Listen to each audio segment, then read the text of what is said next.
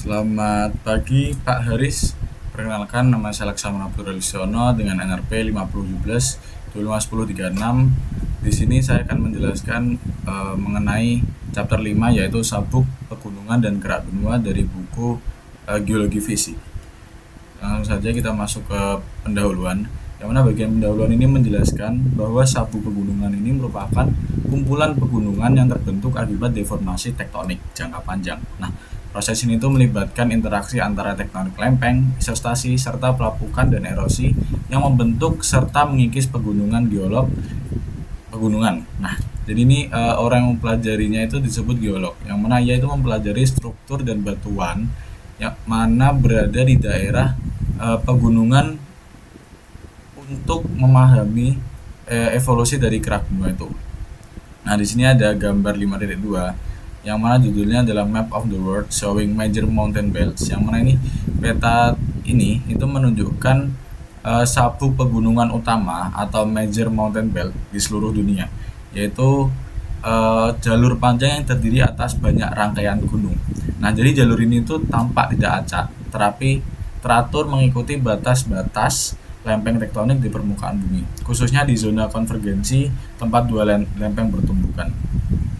Lalu lanjut langsung masuk, yaitu karakteristik dari mountain belt, yang mana ciri utama sabuk pegunungan itu adalah bentuknya yang memanjang ribuan kilo dengan lebar ratusan kilometer. Nah, jadi sabuk ini tuh terdiri atas berbagai rangkaian pegunungan yang sejajar dan menunjukkan sejarah deformasi kompleks. Jadi tadi Pak geolog itu mempelajari sejarah dari ini, deformasi ini. Lalu faktor utama pembentukannya itu meliputi deformasi intensif, isostasi, serta proses pelapukan dan erosi yang saling memengaruhi dalam sistem tektonik biosfer dan atmosfer. Nah, sabuk contohnya itu ada sabuk pegunungan utama, yaitu Himalaya, Andes, dan Alpen, yang memiliki panjang ribuan kilometer dengan orientasi sejajar terhadap garis pantai atau batas lempeng. Lalu lanjut, yaitu umurnya. Jadi usia sabuk pegunungan ini berkolerasi dengan ketinggian dan aktivitas tektoniknya. Nah, pegunungan muda seperti Himalaya yang dia kan masih aktif, itu tumbuh akibat konvergensi lempeng. Sedangkan pegunungan tua yang seperti ini ada contoh Appalachia itu telah berhenti mengalami orogensi sejak ratusan juta tahun lalu. Nah, setelah orogensi ini berakhir, pegunungan ini mengalami erosi, isostatik uplift, dan akhirnya menjadi bagian stabil dari keraton benua. Nah, gambar ini itu tuh menampilkan peta sabuk pegunungan utama dan keraton benua Amerika Utara, yang di situ tuh memperlihatkan dua sistem pegunungan besar, yaitu Appalachian Mountains di timur dan North American Cordillera di barat yang membentang sejajar dengan garis pantai Pasifik. Nah, ini kita bisa lihat gambarnya di sini. Lalu lanjut ke ketebalan dan karakteristik dari lapisan batu. Nah, jadi lapisan batu ini tuh yang tempatnya berada di sabuk pegunungan itu jauh lebih tebal dibandingkan di keraton. Yang mana ketebalan ini tuh berasal dari endapan sedimen laut purba yang berada di margin benua aktif maupun di pasif. Nah, di daerah pegunungan ini batuan itu sering terlipat dan tersesarkan secara kompleks akibat tekanan orogenik yang berbeda dengan lapisan datar di interior benua. Nah, ini ada contoh peristiwanya. Jadi di gambar 5.3 ini, ya 5.3 itu menampilkan peta sabuk pegunungan utama dan keraton benua Amerika Utara. Nah, di sini itu memperlihatkan dua sistem pegunungan besar, yaitu Appalachian Mountains yang berada di timur dan North American Cordillera di barat yang membentang sejajar garis Pasifik hingga Meksiko. Nah, ini kita bisa lihat ada mountain belt, terus ada struktural basin, ada struktural dome di sini. 5.4. Oke, kita lanjutkan ke 5.6. Di 5.6 ini pattern atau sabuk pegunungan ini memperlihatkan pola lapisan dan sesar yang menunjukkan derajat deformasi yang tinggi.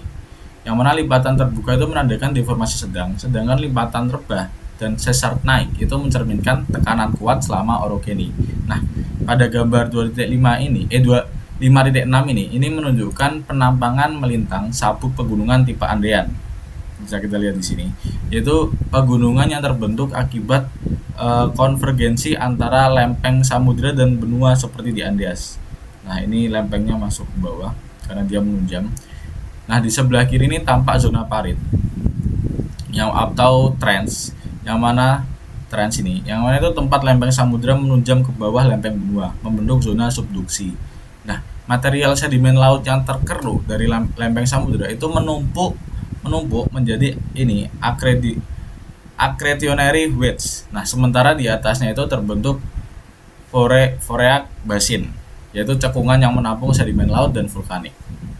Oke, kita lanjutkan, yaitu ini juga ada gambar.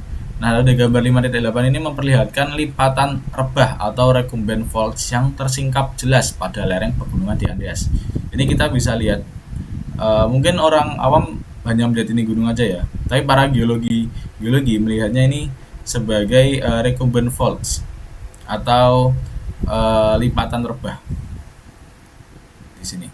Nah, lipatan rebah ini terbentuk ketika lapisan batuan sedimen yang semula horizontal terlipat ekstrim hingga hampir mendatar. Nah, bahkan sebagian lapisan itu terbalik karena tekanan horizontal yang sangat besar. Oke, kita lanjut. Jadi selama orogeni, batuan sedimen dan vulkanik itu mengalami metamorfisme regional akibat tekanan dan suhu tinggi, membentuk sekis, gneiss, serta migmatit. Yang mana intrusi magma dalam batuan batolit granitik juga umum ditemukan, yang mana itu mencerminkan adanya aktivitas plutonik di kerak bawah yang mempertebal kerak dan meningkatkan daya apung pegunungan. Nah, lalu ini kita lanjut ke normal faulting, yang mana sesar normal itu muncul pada tahap akhir dari orogeni atau setelahnya.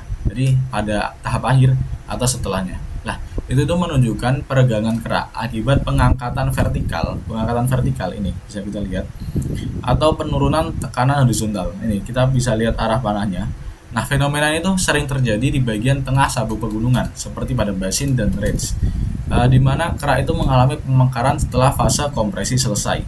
Nah, bisa kita lihat di gambar 5.9 ini tuh memperlihatkan penampangan sabuk pegunungan blok patahan atau fault block mountains, yang mana terbentuk akibat pergerakan sepanjang patahan normal atau normal faults yang tadi itu akibat gaya tarikan. Kita bisa lihat di panah kanan dan kiri, dia kan saling menarikan, yaitu awalnya itu lapisan batuan sedimen ini terlipat akibat kompresi yang lalu terjadi patahan. Nah, ketika gaya tegangnya menarik kerak ke dua arah yang berlawanan, blok-blok kerak ini itu mengalami penurunan atau yang disebut graben dan pengangkatan. Ini penurunan graben dan pengangkatan horst secara bergantian. Oke, kita lanjutkan. Nah, ini ada contoh lagi, kurang lebih sama. Kita lanjutkan. Ini 5.7 itu menggambarkan citra satelit. Jadi ini terlihat warna semu dari wilayah valley dan ridge di pegunungan Appalachian Pennsylvania, beserta penampang geologi skematik yang menunjukkan struktur internalnya. Ini struktur internalnya.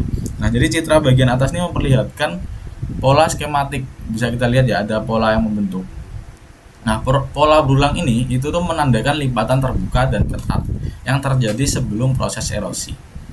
Ini apabila kita lihat dari samping seperti ini. Oke. Lalu ada data seismik ini menunjukkan bahwa kerak benua di bawah pegunungan itu lebih tebal dan kurang padat dibanding kerak samudra. Nah, ketebalan dari kerak ini itu menentukan tinggi dari topografi, di mana kerak tebal itu cenderung mengapung lebih tinggi secara isostatik di atas mantel astenosfer. Lalu ada fitur dari active mountains, yang mana sabuk pegunungan muda itu ditandai oleh aktivitas seismik dan vulkanik yang tinggi, serta keberadaan palung laut di tepinya.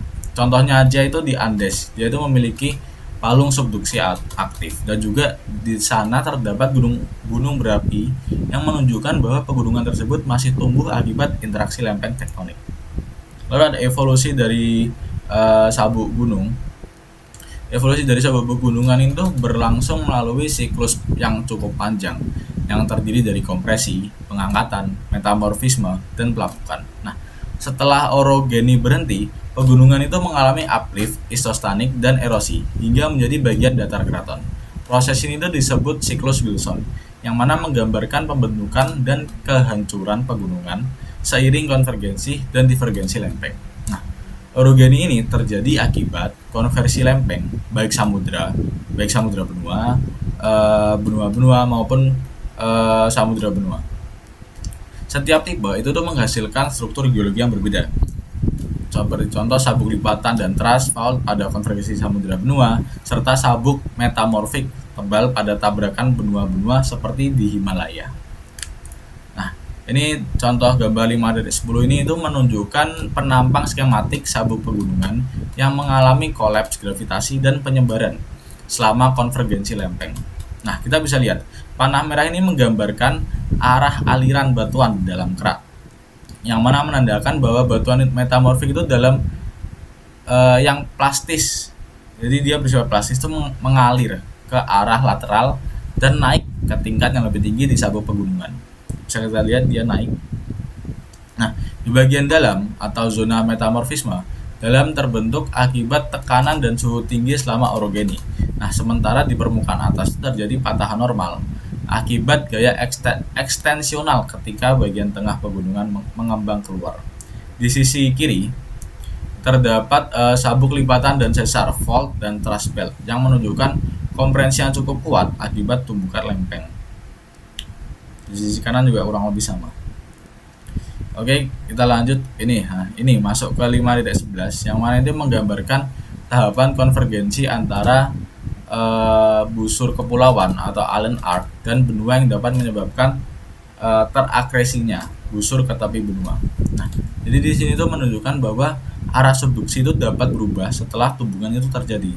Pada tahap A ini lempeng samudra itu menunjam di bawah busur kepulauan, membentuk zona subduksi dan parit laut atau trends. Di sini kita bisa lihat ada trends, yang mana dengan aktivitas magmatik yang menghasilkan gunungan api di atasnya. Ini gunungan apinya. Nah, pada tahap B, busur kepulauan bergerak mendekati benua hingga akhirnya bertabrakan.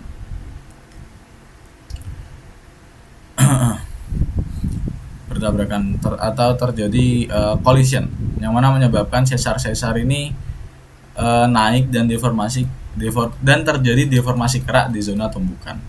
Lalu yang terakhir pada tahap C ini bisa mulai dilihat bahwa yang sebelumnya terpisah kini menyatu dengan benua, yang mana akhirnya membentuk kerak kontinental baru di tepi benua. Nah, setelah tumbukan ini, zona subduksi itu dapat berbalik arah atau disebut juga flipping subduction, yang mana terciptanya parit baru di sisi luar busur yang telah menyatu. Ini parit baru. Nah, jadi keseluruhan proses ini itu memperlihatkan mekanisme bagaimana benua bertambah luas melalui akresi busur kepulauan serta dinamika kompleks perubahan arah subduksi dalam evolusi kerak bumi. Lalu pada ini terdapat cukup banyak hal yang terjadi. Jadi pada gambar 5.12 ini menggambarkan evolusi geologi pegunungan Appalachian bagian selatan melalui 6 tahap tektonik utama yang mencerminkan siklus pembentukan dan pemisahan benua menurut Wilson Cycle. Jadi pada tahap ini itu merupakan late Precambrian, yang mana super benua purba itu terpecah dan menyebar ke dasar samudra memisahkan Amerika Utara dari Afrika. Nah, lalu membentuk samudra Atlantik baru. Ini di tengahnya ini.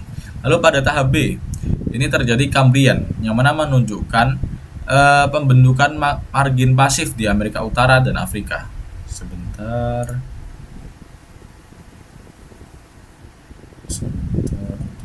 Oke.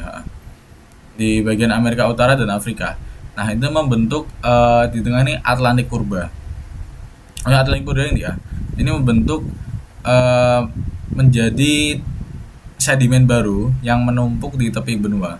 Selanjutnya pada bagian C atau Ordovician Silurian Nah, ini tuh terjadi subduksi dan penutupan samudera membentuk busur kepulauan Carolina Arc. Carolina Arc ini yang di tengah ini, dan memperluas pada Amerika Utara. Ini North American Craton. Lalu pada D terjadi Devonian Mississippian, yang mana itu memperlihatkan tumbukan baru dengan penambahan teran Piedmont dan Carolina, yang mana itu memperluas kerak benua. Ini kita bisa lihat terjadi peluasan di sini. Lalu pada E ini Pennsylvania, yang mana ini Afrika bertabrakan dengan Amerika Utara. Dia bertabrakan jelas dekat, yang mana dia ini menutup samudera sepenuhnya dan membentuk sabuk pegunungan besar Appalachian, Caledonian, dan Atlas dalam superkontinen Pangea.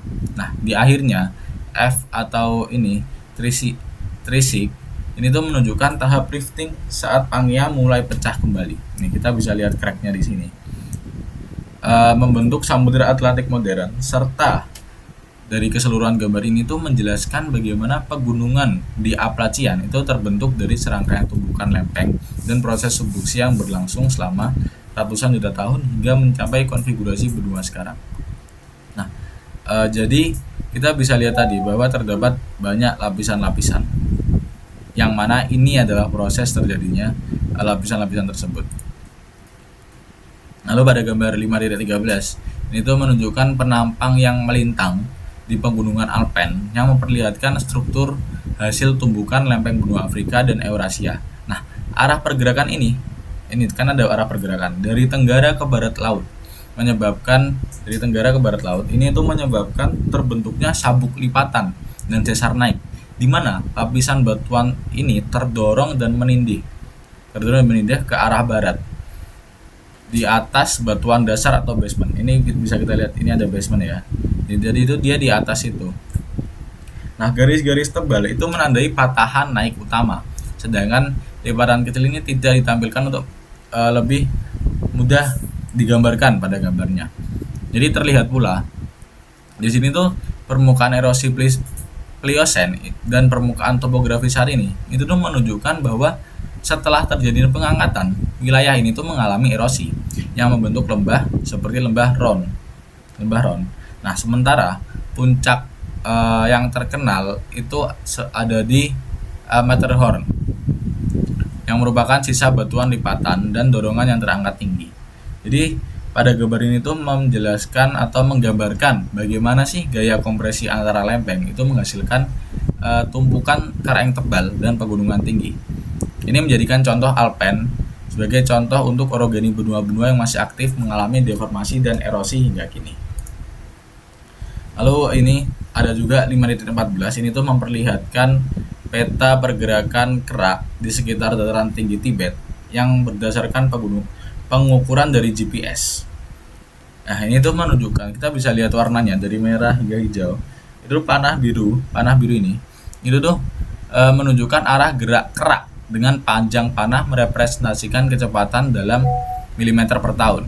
Ini kita bisa lihat skalanya di pojok kiri, 20 mm per year, yang mana terlihat bahwa lempeng India ini bergerak ke utara menekan tepi selatan benua Eurasia, yang mana menyebabkan penebalan kerak dan pengangkatan masif Tibet dengan wilayah seperti Himalaya.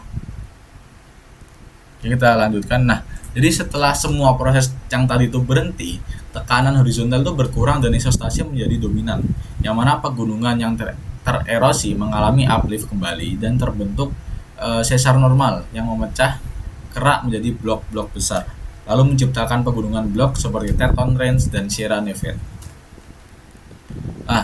Ini contohnya. Nah, pada gambar ini 5.15 ini tuh menjelaskan konsep isostasi pada sabuk pegunungan, yaitu keseimbangan vertikal antara kerak benua dan mantel di bawahnya. Jadi pada tahap A ini itu ketika orogeni itu berakhir, jadi kerak benua di bawah itu menjadi jauh lebih tebal dibanding kerak normal karena akumulasi material selama tumbukan lempeng. Lalu pada tahap B ini, jadi setelah gaya horizontal berkurang, sabuk pegunungan itu mulai terangkat secara isostasik akibat gaya apung dari kerak yang mengapung di atas mantel. Nah, sementara erosi mengikis erosi itu mengikis puncak-puncaknya. Kita bisa lihat pada ilustrasi ini, puncaknya jadi lebih kecil. Lalu pada tahap C ini itu menunjukkan kondisi akhir dari erosi dan pengangkatan berulang yang menyebabkan kerak di bawah pegunungan itu menipis hingga mencapai ketebalan yang setara dengan kerak di keraton. Nah, sehingga sistem ini kembali ke keseimbangan yang normal. Nah, jadi proses yang ada di sini itu menggambarkan bahwa meskipun pegunungan tampak tererosi, kerak di bawahnya itu akan terus naik untuk menjaga keseimbangan isostasik hingga akhirnya seluruh sabuk pegunungan menjadi bagian dari keraton stabil. Nah, ini kan dia yang keraton stabil. Jadi biar tingginya itu sama dengan yang ini, yang stabil. Nah, lalu pada gambar 5.16 ini tuh menunjukkan bahwa tahapan pembentukan pegunungan blok atau blok patahan. Nah, kita bisa lihat ini awalnya dia masih landai. Ini terjadi patahan. Nah, jadi di bagian A ini terlihat kondisi yang masih normal. Sementara pada bagian B ini setelah terkena gaya tektonik berubah menjadi tarikan atau ekstensional. Nah, kerak ini itu mengalami patahan normal yang menyebabkan beberapa blok kerak ini terangkat dan miring. Nah, kita bisa lihat terdapat patahan ini, patahan dan terangkat. Di sisi lain itu endapan sedimen ini mulai mengisi lembah yang terbentuk dari blok yang turun. Ini kita bisa lihat sedimen deposit. Lalu sementara di puncak blok yang terangkat ini terus mengalami erosi karena dia turun ke bawah. Nah, struktur ini tuh menghasilkan bentang alam yang khas berupa pegunungan terjal dan lembah sejajar. Lalu pada ini ada gambar 5.18. Ini tuh kita dijelaskan mengenai peta fisiografis. Yang mana peta ini tuh berada di bagian barat Amerika Serikat yang ditandai dengan kita bisa lihat pola bentang alamnya berupa deretan pegunungan. Ini pegunungan, sepit dan lembah yang luas yang sejajar. Ini merupakan hasil dari pemekaran kerak pasca orogeni. Nah, wilayah ini yang berwarna hijau ini dan abu-abu atau hijau muda itu membentang luas dari Sierra Nevada di barat hingga pegunungan Rocky di timur yang mencakup bagian dari Nevada, Utah, Arizona dan California. Bisa kita lihat di sini. Jadi dia membentang luas daerahnya. Lalu ini ada evolusi dari pegunungan. Yang mana ini tuh menggambarkan proses dari pembentukan kerak benua yang menipis akibat pemekaran dan naiknya astesnosfer yang panas dari bawah. Nah, fenomena yang umum terjadi di ini, zona rifting ini, itu tuh ketika mantel panas dan ringan itu naik ke arah permukaan. Ini bisa lihat mantel panas dan ringan tuh naik ke arah permukaan. Nah, tekanan terjadi di tanah itu berkurang sehingga terjadi pelelehan dekompresi yang mana menghasilkan magma. Nah, magma ini kemudian naik melalui retakan. Ini kita bisa retakan atau dike ini di kerak benua yang sedang meregang. Proses ini tuh menyebabkan kerak atas itu mengalami penipisan dan patahan normal yang menciptakan ini tadi meningkatkan blok-blok kerak yang turun dan naik secara bergantian. Nah, hasil akhir dari ini itu tuh adalah terbentuknya lembah atau rift yang cukup dalam dan juga terjadi peningkatan aktivitas vulkanik karena magma kan tercipta atau baru. Jadi secara keseluruhan ini di gambar ini tuh menjelaskan hubungan antara pemekaran kerak dan vulkanisme. Oke, lanjut.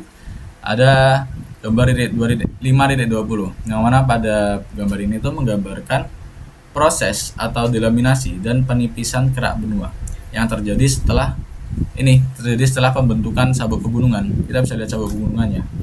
Pada tahap A ini, kerak benua itu menebal akibat orogeni, yang mana dia memiliki bagian tengah yang sangat berat yang tidak stabil. Lalu pada tahap B ini kita bisa mulai melihatnya, yang mana bagian bawah atau litosfer itu tenggelam ke dalam antesnosfer. Nah, sementara materi asesnosfer yang panas itu naik menggantikannya. Tadi yang turun ke bawah, terus yang di bawah itu naik menggantikan yang turun tadi itu. Nah, jadi memanasnya kerak bawah dan menyebabkan pelelehan. Nih, heatnya naik, panasnya naik. Pelelehan parsial serta peningkatan panas yang mengalir ke atas. Nah, akibat dari ini itu tuh terjadi pemekaran atau extension, ini kita bisa lihat di atasnya, dan patahan normal di kerak atas. Nah, sementara di kerak bawah ini itu panasnya itu mengalir keluar, yang menyebabkan kerak itu menjadi tipis. Nah, lalu ada ini benua yang tumbuh itu melalui penambahan material baru di tepinya akibat aktivitas magmatik. Nah, kita bisa lihat tadi itu sudah dijelaskan dan juga sudah digambarkan bagaimana benua itu dapat tumbuh atau bertambah ukurannya karena proses-proses tadi. Contoh prosesnya itu ada aktivitas magmatik, ada aktivitas sedimentasi, ada aktivitas akresi. Lalu pada proses orogeni ini itu tuh berulang selama ratusan juta tahun, yang mana dia itu memperluas benua dan menambah keragaman geologinya. Semakin banyak batuan-batuan baru pada benua itu. Lalu ada juga beberapa wilayah itu yang kerak benuanya terbentuk dari teran itu bergabung melalui akresi tektonik. Nah, teran itu dapat berupa busur pulau, mikrokontinen atau fragmen samudra yang berpindah jauh sebelum menyatu dengan benua utama seperti Alaska dan Kanada Barat. Nah, pada gambar ini 5.21. Sebentar. 5.21. Nah, ini tuh menunjukkan peta beberapa wilayah barat Amerika Utara yang merupakan fragmen dari kerak bumi. Ini tuh telah terjadi akresi atau dia itu menempel ke tepi benua utama Amerika. Nah, jadi akibat proses konvergeni dan subduksi dari lempengan tektonik ini, itu tuh terlihat beberapa teran penting seperti ini namanya? Braglia, Stikin, dan Caca di bagian utara ini itu menempel ke Amerika Utara ini. Nah, jadi sebagian dari busur ini itu berada di dasar samudra atau bisa disebut mikrokontinen yang kemudian itu terjahit ke tepi barat. Lalu pada peta ini itu juga menggambarkan mengenai seberapa kompleks evolusi tektonik yang terjadi di Amerika Utara, karena Amerika Utara itu dia tuh banyak gabungan-gabungan dari benua-benua lain atau terjadi tambahan atau extend dari benua tersebut. Nah, lalu ini ada 5.22 itu memperlihatkan rekonstruksi dari kerak Samudra Selatan menuju Alaska berdasarkan data yang dimiliki paleomagnetik dan dari tektonik lempeng. Nah, rangkaian ini kan dari peta A hingga E, yang mana menunjukkan bagaimana teran Alaska itu awalnya terbentuk jauh di selatan, bahkan di sekitar garis khatulistiwa. Nah, kemudian berpindah ribuan kilometer ke utara akibat adanya dinamika lempeng Pasifik. Nah, pada tahap A ini itu terjadi 200 juta tahun lalu, yang mana di lempeng kita masih bisa lihat itu lempeng itu di sepanjang khatulistiwa ini mulai pecah membentuk fragmen samudra dan busur kepulauan. Pada tahap B, yang mana 120 juta tahun lalu atau 80 juta setelah tahun A, itu memperlihatkan pergerakan teren ini ke arah utara, yang mana berasal dari arus lempeng samudra dan zona penyebaran. Pada tahap C atau 40 juta tahun setelahnya, itu tuh fragmen-fragmen tersebut itu tuh bertumbukan dan menyatu membentuk super teran yang mana bergerak ke arah timur laut. Nah, bisa kita lihat nih, ke arah timur laut. Ini B, ini C, ke arah timur laut. Lalu pada tahap D ini atau 40 juta tahun yang lalu, itu tuh menunjukkan pergerakan super teran ke arah Alaska sepanjang patahan transform. Dan akhirnya E atau yang sekarang terjadi, ini tuh memperlihatkan teran yang telah menyatu dengan Amerika Utara. Ini bisa kita lihat, dia tuh telah menyatu dengan Amerika Utara melalui proses akresi atau yang tadi dijahit dan subduksi. Nah, gambar ini tuh menjelaskan bahwa sebagian besar Alaska itu terbentuk dari teran eksotis yang berpindah jauh dari asalnya, menunjukkan seberapa kompleks sih evolusi tektonik barat di Amerika Utara.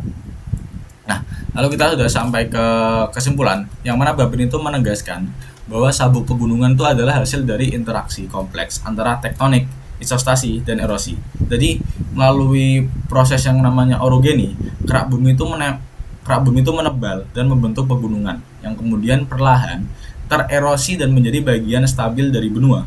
Jadi proses ini tuh terus berulang, yang mana menjadikan bumi itu lebih dinamis dengan pertumbuhan benua yang berlangsung sepanjang waktu. Nah, sekiranya itu saja yang dapat saya sampaikan untuk bab 5 ini. Mohon maaf apabila ada salah kata atau salah pengucapan ketika saya menjelaskan. Terima kasih telah mendengarkan dan menyimak. Wassalamualaikum warahmatullahi wabarakatuh.